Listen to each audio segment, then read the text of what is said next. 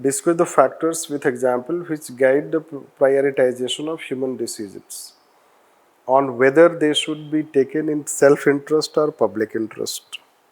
So now let's see prioritization of decision. Let's say we are talking here human, let's say decisions. How we prioritize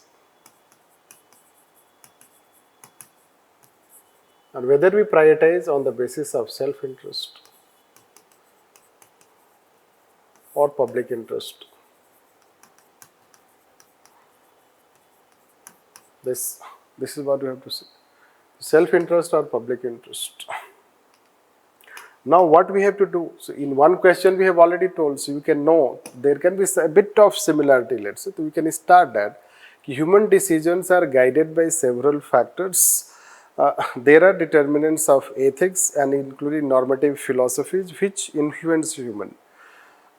In prevailing view is that, or a general perception is that human prioritization of decision depends on situation.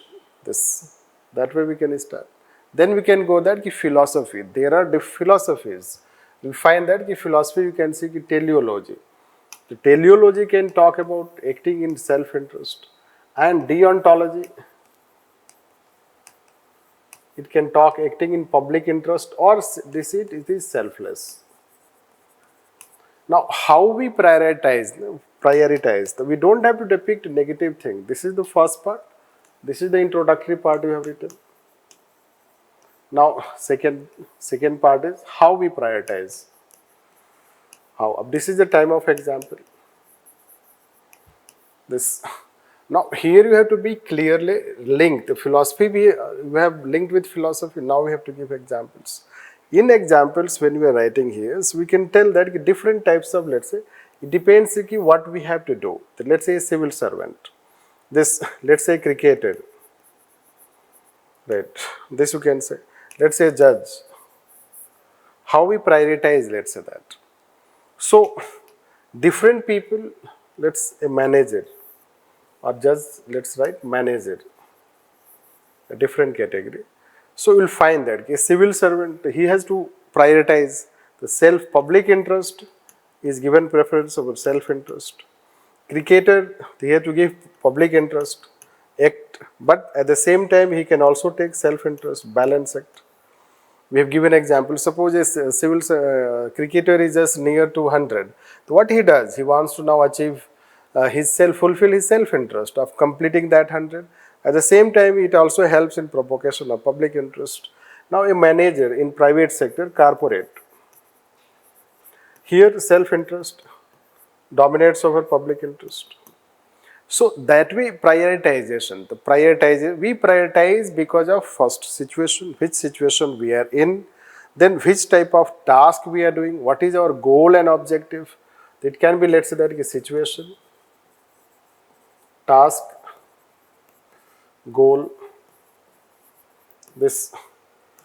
So, that way we can say situation, etc. They may.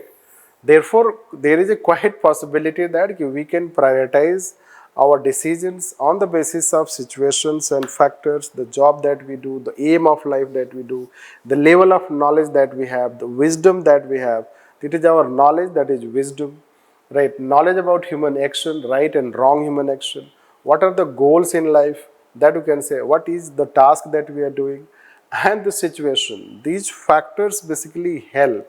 So, it's all about, let's say that different situations and the moral standards that we adhere. So, moral standards, social standards that we adhere, those things will help in prioritization, which broadly we can categorize in terms of, let's say that self-interest as teleological and public interest as deontology, and in general, people give preference to self-interest over public interest because we are more, let's say that, utilitarian driven rather than deontological driven. However, the ideal conduct will be more of, let's say, let's say that our action should be itself right. So you should prioritize our human action as per thinking that whether our human action is right or not. Whether our action results into benefits to society or not. That is how Vivekananda says that selflessness should be the basis of human life. And that way we can, let's say that, end by concluding, and that is how we can write on this.